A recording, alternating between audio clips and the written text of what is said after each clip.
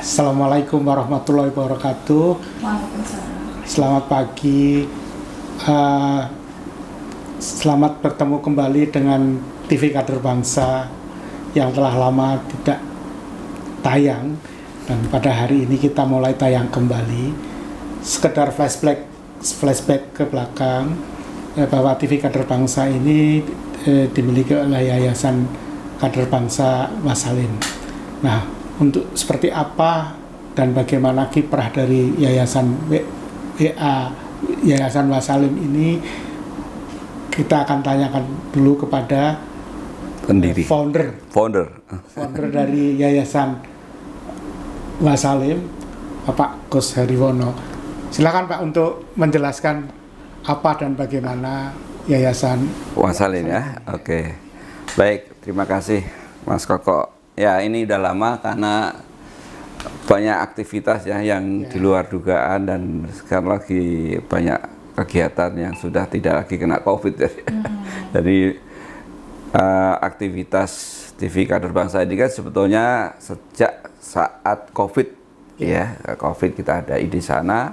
Nah, sebetulnya gagasan ini muncul setelah banyak diskusi para teman-teman saat COVID itu melalui Zoom. Kemudian saya coba inisiasi gimana pemikiran-pemikiran tentang perkaderan bangsa ini bisa diinisiasi oleh sekelompok orang gitu ya, agar tidak hanya ngomong-ngomong tapi juga ada sebuah institusi yang bisa mengawal proses ke depan. Nah, akhirnya saya punya ide yang namanya Wasalim. Jadi Yayasan Sekolah Kader Bangsa Wasalim. Nah, Wasalim ini saya ngambil dari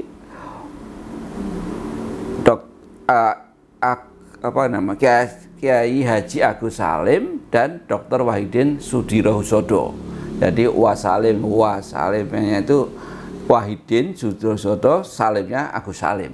Nah, kenapa dua orang tokoh ini yang saya menjadi ideologi lah istilahnya? Karena saya berharap atau ingin sekali ya nilai-nilai yang beliau lakukan saat menjabat sebagai tokoh saat itu, seperti Agus Salim itu kan seorang tokoh diplomat yang luar biasa, dan saat itu dia punya hak kaya. Kenapa? Duitnya banyak, kesempatan untuk cari duit itu banyak, tapi dia memilih hidup sederhana sampai meninggalnya dia nggak punya apa-apa. Nah, ini yang saya melihat tergelitik, kok ada ya manusia seperti ini gitu ya. Terus insya Allah kita coba capture kembali apakah memungkinkan nilai-nilai yang dia sudah lakukan itu bisa dijalankan oleh generasi saat ini dan yang akan datang, ya kan? Nah, kalau Dr. Wahidin Sudirohusodo itu kan beliau kan juga orang keturunan dari Bugis juga ya, yang akhirnya merantau ke Jawa, dan dia menjadi seorang dokter di Jogja. Dia lahir di Jogja. Kemudian yang saya baca itu, di seorang dokter juga dia memilih hidupnya itu untuk masyarakat. Itu. Jadi masyarakat yang sakit dia obati free. Sekarang ada nggak dokter free itu? Ada ya, tapi dalam tanda petik luar biasa susahnya nyarinya ya. Tapi nilai-nilai itu yang akhirnya hidup untuk kepentingan masyarakat. Yang saat itu mungkin yang dihadapi adalah penjajah Belanda. Nah, sama sekarang ini kan seperti Presiden Soekarno waktu itu sudah menyampaikan ya, musuh Anda yang paling besar itu adalah rakyatmu sendiri, bukan musuh besar itu. Nah, ini sama. Gimana dalam situasi sekarang ini yang luar biasa, Anda tahu sendiri banyak hal-hal yang kurang yang kurang menarik ya untuk kita terapkan dalam sisi yang dari tokoh-tokoh yang saat ini gitu ya. Ini yang agak kurang pas. Itu ya idenya Mas. Ya. Gitu. Jadi kalau bisa saya gambarkan sedikit itu, bahwa pembentukan Yayasan Sekolah Kader Bangsa Wasalim ini dasari dari karakternya dua tokoh itu dua ya. tokoh ini, Ya, Agus Salim dan Wahidin Sudirosodo. Betul, ya. Nah, harapan Pak Kus sendiri terhadap dua tokoh ini ke generasi sekarang, Ya. di mana saat ini boleh dikatakan mungkin agak sedikit bertentangan ya. Kalau dulu karakternya Dr. Wahidin Sudirosodo dengan Agus Salim ini demikian istilahnya membumi lah. Betul. Di Patriotik ya. Patriotik. Sementara kehidupan anak-anak sekarang boleh dikatakan kehidupan yang pragmatis. Artinya mana yang menguntungkan itulah yang diambil. Kira-kira gimana tanggapannya? Iya, iya. Ya itulah. Memang nggak bisa di copy paste 100% ya. Tapi paling tidak ada narasi-narasi yang harus selalu dibangun pada anak-anak kita ke depan. Karena tanpa narasi yang seperti itu dia juga nggak nyambung. Jadi dia mungkin nggak ngerti apa arti patriotik, gitu juga nggak ngerti. Tapi inilah mulainya kita harus terus memberikan edukasi kepada generasi muda, generasi Z, yang bahwa patriotik itu penting, bahwa berkarakter itu penting, gitu kan. Nah, kalau mereka tadi dunia pragmatis sudah ada di mereka, begitu lahir sudah kecil sudah mulai diajak ke mall, diajak hidup dengan kemewahan, itu berat ya untuk. Tapi tanpa usaha, tanpa ada satu bagian ya dari seluruh rakyat Indonesia itu untuk memiliki sebuah proses pengkaderan, itu akan lebih berat. Memang ini tidak bisa untuk memberikan perubahan secara masif gitu ya. Saya harapannya masif.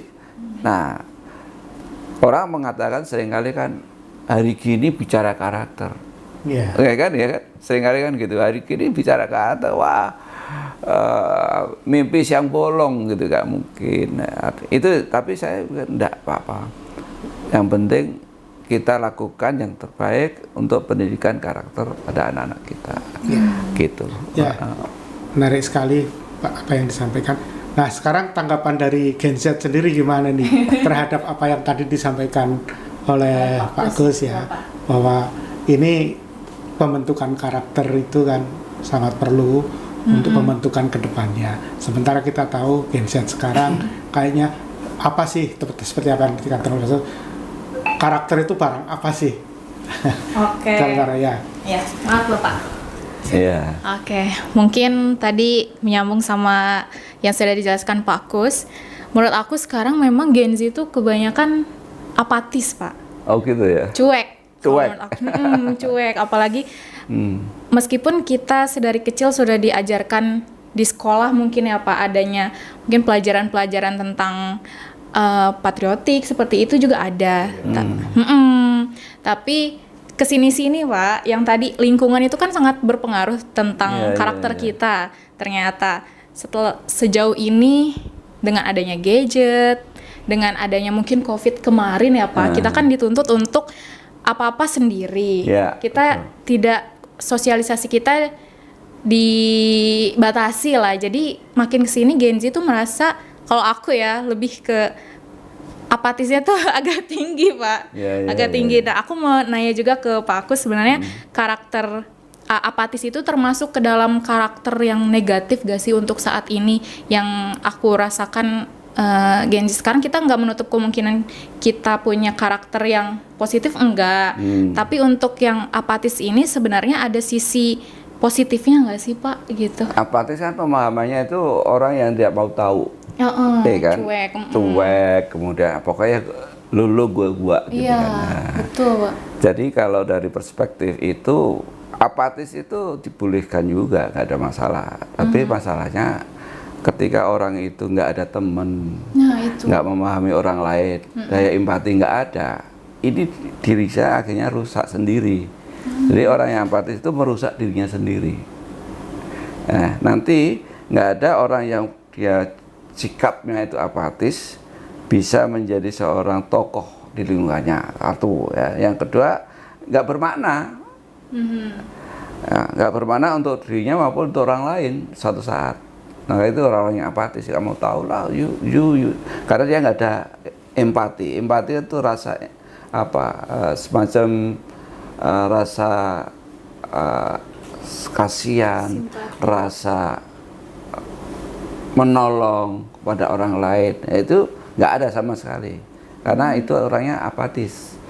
Ada kerupuk-kerupuk di situ. Yang penting gua enggak, kan gitu. Nah ya, itu yang sekarang ini yang harus kita perangi dengan narasi-narasi yang baik. Cuma bagaimana caranya ini yang kita cari akal. Cari akal. Itu juga yang aku cari. Gitu, Oke, gitu. Ya. Dari sisi Akan Gen Z dekat. sekarang Kayaknya banyak masalah Pak kalau Gen Z ini kayaknya memang perlu pendalaman lebih detail lagi. Iya betul. Karena ini pembentukan karakter itu memang sebetulnya kan banyak dibentuk, sebetulnya harusnya ada sejak dari dulu. Iya, Tapi kalau tiba-tiba saja muncul, nah mungkin barangkali kalau pengalaman Pak Slamet sebagai baby boomers ini gimana? Pak? ini sesi baby boomer kali Saya sih Kalau saya Gen Z, Gen Y ya. Gen Y, Gen X. Gen X. Menarik Pak yang tadi dibincangkan ya. Jadi sekolah kader bangsa. Kalau mungkin saya lebih menyoroti ke positioning Pak. Kalau kita lihat diksi ya, kader itu kan berarti sekelompok orang itu anggota organisasi atau institusi yang memang dipersiapkan untuk menjadi pemimpin. Lah makanya kan ada kader partai, ada kader organisasi dan sebagainya. Betul. Nah, ini menariknya ini kan kalau kader partai mungkin ada sekolah partai. Iya. Kalau kader-kader pejabat kan ada Lemhanas, ada apa itu? Apa Pak? BPIP, Sespim, oke, dan sebagainya. betul. Yang menarik ini sekolah kader bangsa lah, kan berarti bagaimana membentuk para pemimpin bangsa ya, bukan Betul, pemimpin betul. partai, bukan pemimpin birokrat dan sebagainya. Nah, Iya. positioningnya di mana ini Pak? Sekolah kader bangsa kan berarti cakupannya lebih Semuanya, betul. Jadi betul, ini seperti lemhanas swasta lah gitu ya. Cita-citanya begitu. Jadi ke depan itu saya berharap ada semacam lembaga yang secara khusus membangun sebuah karakter dari nilai-nilai yang sudah pernah ada, kita gali kembali dan kita rajut gitu kan. Tapi tidak hanya sekedar pelatihan, tapi juga ada riset. Kita akan memunculkan sebuah riset, pemakan sebuah temuan-temuan gitu ya. Setahun sekali, oh ternyata Indonesia itu dalam karakter dari posisi karakter itu ada di sekian. Tentang korupsi kan ada, tentang perilaku jolim sekarang kan ada kan itu. Nah ini yang tokoh-tokohnya yang ada itu yang sudah almarhum Pak. Kalau sekarang itu nyari tokoh susah, ya kan. Nah ini yang karena tadi maka definisi menjadi orang baik, menjadi pemimpin yang baik saat ini itu harus dilakukan redefinisi. Nah menurut saya sebelum menjelaskan tentang positioning lebih jauh Mas, kira-kira apa itu? Kalau saya bilang pemimpin yang saat ini itu kalau dari Ginzi apa nih? Apa yang definisi pemimpin buat kamu saat ini? yang kalau saya lihat bisa jadi role model gitu ya Pak. Ya. Pemimpin saat Betul. Jika apa? Pertama, kalau menurut saya untuk Gen Z sekarang nih lebih banyak ini sih Pak, komunikasi. Lebih banyak komunikasi. Iya, lebih banyak oke. komunikasi. Dan tentunya yang tadi mungkin karakter Ya. juga sekarang kan Gen Z itu gampang banget ya Pak Ya. melihat data digital, misalnya calon pemimpin kita atau pemimpin kita yang dulu-dulunya tuh kayak gimana. Dan melihat pemimpin yang sekarang lebih ke belum ada role model sih Pak. Belum, Mas. Kalau sekarang ya Mantap mungkin itu. ada beberapa tapi Untuk yang sekarang ya mungkin teman-teman tahu lah ya gimana keadaan pemimpin kita sekarang. Jadi untuk saat ini mungkin role modelnya masih terbatas nih Pak. Mungkin bisa dapat arahan juga. Susah ya. Mungkin bisa dapat arahan juga dari Pak Kus sebenarnya pemimpin kita tuh harusnya. Sih, Pak, karakteristik pemimpin versi Gen Z itu belum ada. Nah itu belum ada Pak. Karena beda.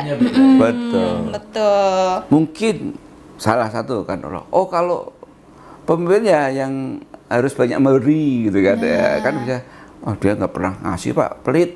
Nah kadang-kadang gitu nggak, pelit itu boleh, bukan karakter pemimpin, karena pelit itu dia ada tujuannya gitu ya. Kalau nggak punya kan terasa pelit, ya kan, wah dia pemimpin tapi nggak punya, ya pasti nggak ngasih. Nah itu yang tadi disebut pragmatisme di situ kan. Sama ini sih jadi Pak. ada gimana? Sama pemimpin kalau buat Gen Z sekarang lebih ke pemimpin yang transparansi dan publikasinya tuh kenceng gitu. Transparan ya. Karena kan kita nggak tahu nih dalamnya kayak gimana. Buat mungkin ada beberapa pemimpin yang mereka publikasinya kenceng, misalnya kayak saya lagi penertiban kesini, saya lagi penertiban kesini. Mungkin Gen Z tuh beberapa ada yang lebih respect ke pemimpin-pemimpin yang seperti itu karena kinerjanya kita tahu dari publikasi yang mereka lakukan. Oke. Itu udah banyak. Iya. Pasti beda ini apa namanya? Beda generasi lah. Nggak, maksudnya itu kan memang ini kalau dia nggak melakukan komunikasi kan publik nggak tahu ya, maksudnya itu. Nah ini berarti kan belum paham tentang definisi kepemimpinan yang benar gitu. Jadi seorang leader itu kan kamu memilih pemimpin itu seperti apa gitu ya. Pemimpin kan bisa level kelurahan paling kecil kan. Pemimpin Pak katanya mau pilkada. Malah desa ya. RT dulu Pak, RT ya. Bagus. Ya itu contohnya kan gitu. Nah, menyambung tadi bahwa kita positioningnya Pak Salim itu memang kita tidak menjalankan untuk sebuah kelompok tertentu, tapi memang kita mau mensosialisasikan bahwa SKW Pak Salim itu ada di mana-mana. Gitu ya, ada tempat pengabdian sekelompok orang untuk bangun program-program pengembangan, bentuknya bisa pelatihan, bisa aktivitas sosial. Nah, ini ada di mana-mana, sehingga orang mudah untuk ikut. Sekarang ini untuk pendidikan karakter, apakah ada di lingkungan RW kamu? Gak ada sih. Berat, nggak ada. Yang ada pasti Indomaret, ya kan? Yang ada Alfamart, yang ada orang jualan. Dari saya itu pengamati ya, satu RW, satu kelurahan itu lebih banyak anak begitu lahir kecil itu dikenalkan oleh pada sostor tadi. Mulai 3 tahun, kemana yuk? Oh ke Alfamart, ke mana Indomaret.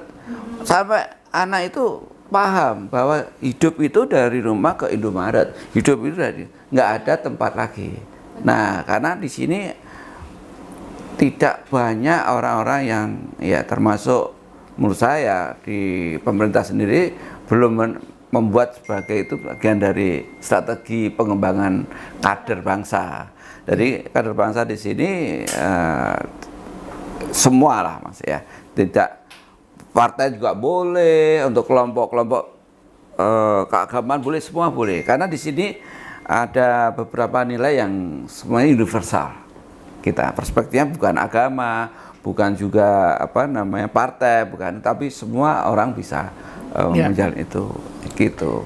Terima kasih Pak Kus, itu jadi ada sedikit gambaran mengenai Yayasan Sekolah Kader Bangsa Wasalim ini, yang tujuan akhirnya adalah bagaimana membentuk karakter bangsa. Betul. Untuk yang kita harapkan bersama ya. Nah, ini saya tertarik dengan satu buku yang diterbitkan oleh Sekolah Kader program Bangsa. Itu ya, program. Salah satu program yang dilakukan oleh Sekolah Kader Bangsa Wasalim ini adalah judul programnya ini Return on Character Training. Nah ini maksudnya bagaimana nih? Kalau dibentuk satu buku seperti ini? Ini ya, ini sahabat, ini roh namanya, Return on Character. Jadi ini kita kemas dalam 1 tahun nih model ini. Jadi kita cari silabus, kita cari ide-ide, akhirnya gimana kita mengembangkan sebuah intervensi ke masyarakat atau ke para profesional, ya, bagaimana mereka kembali ke karakter. Nah, di dalam program ini kita akan intervensi itu 5 karakter sebetulnya. 4 lebih ke arah behavior, jadi pemakan, yang 1 kompetensi. Jadi pertama itu adalah jujur. Nah, itu intervensi. Jadi gimana orang itu harus menjalankan jujur. Ini nggak mudah. Karena seakan-akan jujur itu kan ya tahu kan secara definisi orang yang selalu amanah, orang ya antara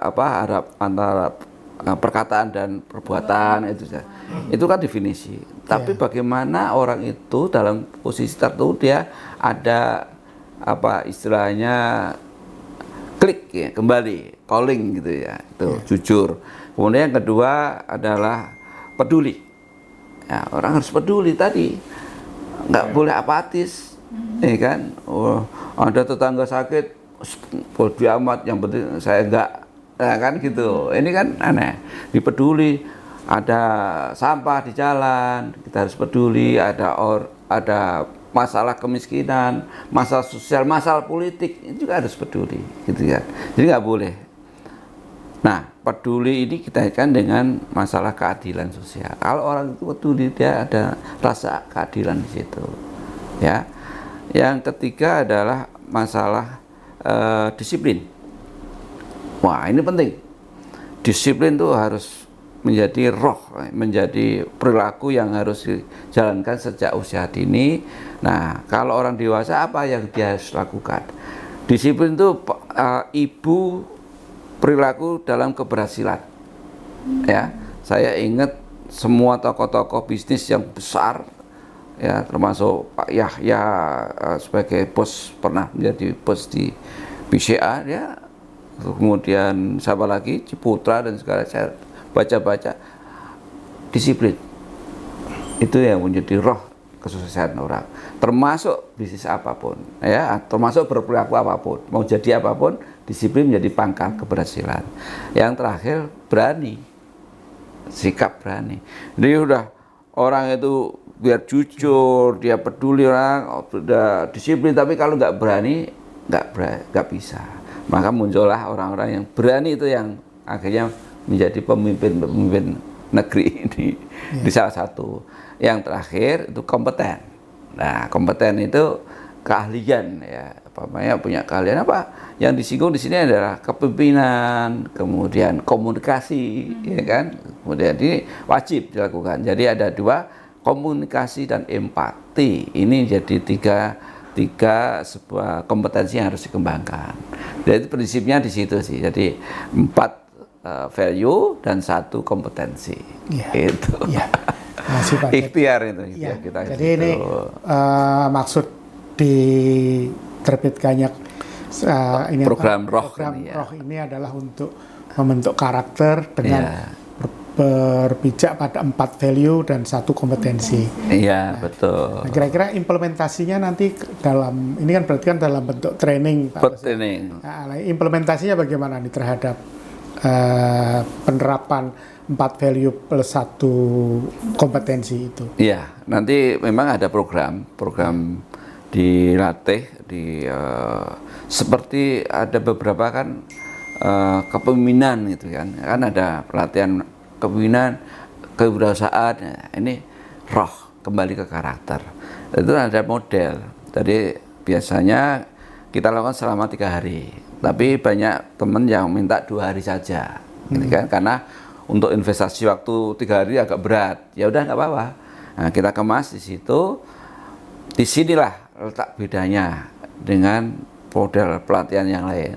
Kalau kita melatih kompetensi itu lebih mudah. Kalau ini kesadaran, dia udah tahu jujur. Tapi gimana akhirnya dia itu betul-betul ingin jujur dalam hidupnya.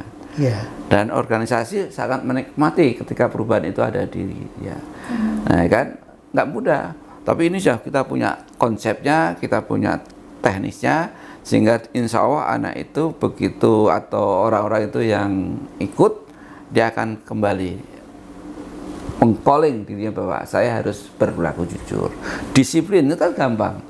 Nah, dalam pelatihan 2 hari itu dia akan terlibat, karena kita bukan lecturing, tapi lebih kepada melibatkan mereka untuk merumuskan, dan nanti ada nilai-nilai yang kita juga eksplorasi dari contoh-contoh yang ada. Ya. Nah, sifatnya memang di sini pembentukan karakter melalui dirinya. Jadi istilahnya kamu itu sudah ada bibit, tapi kita mencoba callingkan kita. Karena semua orang tuh punya potensi, tapi potensi kejujuran, potensi disiplin ini kita hadirkan kembali di kelas itu, gitu. Untuk pelatihannya ya Pak, kalau return on character, itu kan lebih ke sebetulnya yang dilatih itu Deket nih Mas. yang dilatih itu bukan orang-orang yang tidak punya karakter, tapi lebih ke reminding ya, Betul. diingatkan kembali. Kayak yang tadi jujur, Iya. peduli, terus apa lagi? Disiplin. Disiplin itu kan sebenarnya mereka udah dari kecil lah, Udah dari paham. sekolah udah paham. Hanya kita reminding, dibalikin lagi, ini loh, kamu yang namanya jujur seperti ini. Karena Iya. untuk saat ini kan pejabat kayak apa gajinya gede pun masih Iya. ngelirik korupsi gitu. Nah, Lah, outputnya itu bisa diukur nggak Pak? Jadi dengan pelatihan ini nanti outputnya diukur apa itu hanya sebatas sebagai apa namanya Pengetahuan reminder ya. dari kita aja. pertanyaan bagus. Jadi kalau dia ada sebuah perusahaan, kemudian menggunakan program ini, itu nanti bisa diakses sebelum dan sesudah. Karena mereka nanti akan terlibat dalam program-program yang diimplementasi di perusahaan. Contohnya pemakan soal kejujuran. Mereka tim itu harus memaksa bagaimana membuat sebuah sistem atau sebuah program yang secara kontinu bisa terimplementasi. Contoh kecil ketika kita adakan di sebuah sekolah di Bekasi, dia implementasikan di bidang oh Pak, kalau kami mau bikin kafe apa namanya kafe jujur, kantin. Kantin jujur itu bagus. Nah itu, karena selama ini belum ada. Itu untuk membangun nilai-nilai. Nah, kemudian apa lagi? Ya kan? Oke, kalau gitu pakai nilai-nilai. Ketika orang itu nggak jujur harus diapakan. Kan gitu. Jadi memang sudah ada skema bahwa setiap value itu para peserta harus bisa menghadirkan sebuah proses yang nanti diimplementasikan di perusahaan. Peduli.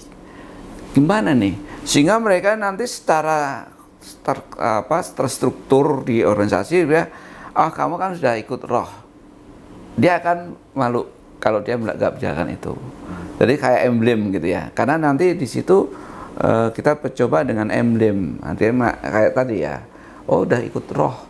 Berarti orang ini sudah punya kajian sendiri. Nah, sehingga yang disentuh itu ada kemauan dia merecalling lagi. Kan ada orang ya sekarang kadang wah waktu dia menjabat korupsi, tapi akhirnya begitu mau mati ya insaf, ya kan?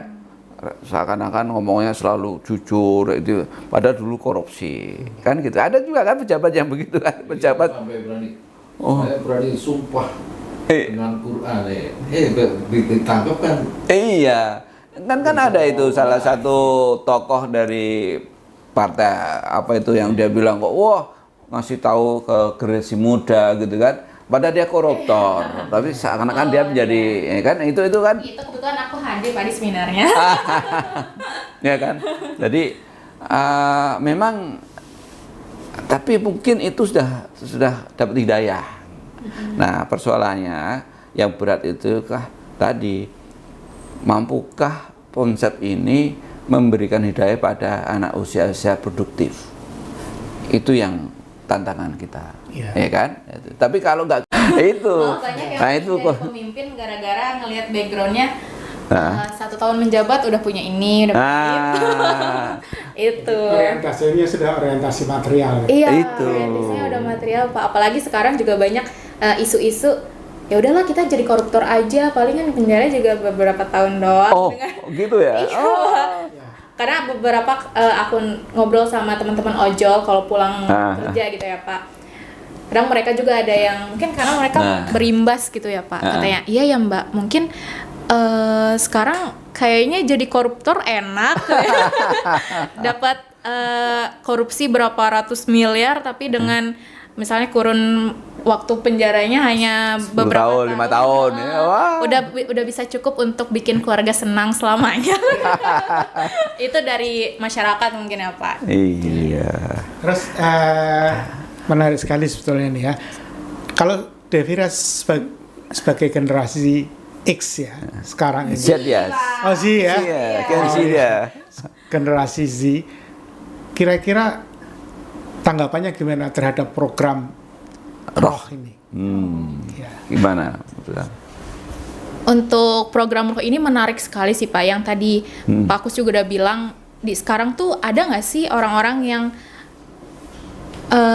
kayak penting untuk Roh ini tuh kayaknya minim banget gitu Pak. Iya. Sedikit, bahkan aku pun di lingkungan sekitar aku pun entah itu dari kepala desa atau apa, pendidikan seperti itu nggak ada Pak untuk Iya. masyarakatnya. Dan aku sangat appreciate banget sama Roh ini, apalagi Pak Kus benar-benar kepikiran banget. Terima kasih Pak Kus, mungkin siapa tahu ini juga nanti nyampe di aku dan lingkungan aku juga. Oke. Terima kasih Devira. Ya. Nah ini Pak Slamet bagaimana Pak mewakili generasi X ini Pak? Ya bagus Pak, itu jadi artinya gini, jaranglah orang yang berpikiran seperti Pak Kus ya, memikirkan bangsa untuk saat ini. Cuma kadang cita-cita Bapak itu memang harus digaungkan Pak. Jadi kalau cuman dengan biasa-biasa aja, nanti niat, semangat dan sebagainya ya nggak nyampe ke itu. Jadi ya mudah-mudahan lah dari podcast kita juga menjadi sarana untuk menggaungkan program ini Pak. Oke. Biar nggak cuman tertulis di buku Roh aja. Iya. Insya Allah. Ya. Oke. Saya Terima kira kasih. mungkin ini satu perkenalan selintas mengenai Yayasan Sekolah Kader Bangsa Wasalim. Iya. Semoga ini bisa kita pahami bersama. Memang orientasi dari Yayasan Sekolah Kader Bangsa Wasalim ini bagaimana ikut atau turut serta membentuk karakter bangsa sehingga bisa mencerminkan satu kehidupan berkeadilan sosial yang baik dan juga untuk berguna untuk kita semua. Mungkin gitu kira-kira tujuannya Pak Kus. Mungkin barangkali ada tujuan yang lain? Enggak, selain cukup itu dulu. Nanti kita sambung lagi. Baik, demikian kita akhiri podcast kita. Terima kasih Pak Kus Heriwono, terima kasih Devira, terima kasih Pak Slamet yang telah berkenan untuk sharing pada hari ini mengenai bagaimana sih pembentukan kader bangsa yang akan dilakukan oleh Yayasan Sekolah Kader Bangsa Wasalim ini. Dan dengan buku panduan istilahnya ini, bagaimana nanti karakter itu dibentuk. Ini ada namanya Roh, Written on Character Training. Semoga nanti kita bisa mempelajarinya lebih dalam lagi isi dan materi di Roh ini. Terima kasih. Wassalamualaikum warahmatullahi wabarakatuh. Waalaikumsalam warahmatullahi wabarakatuh.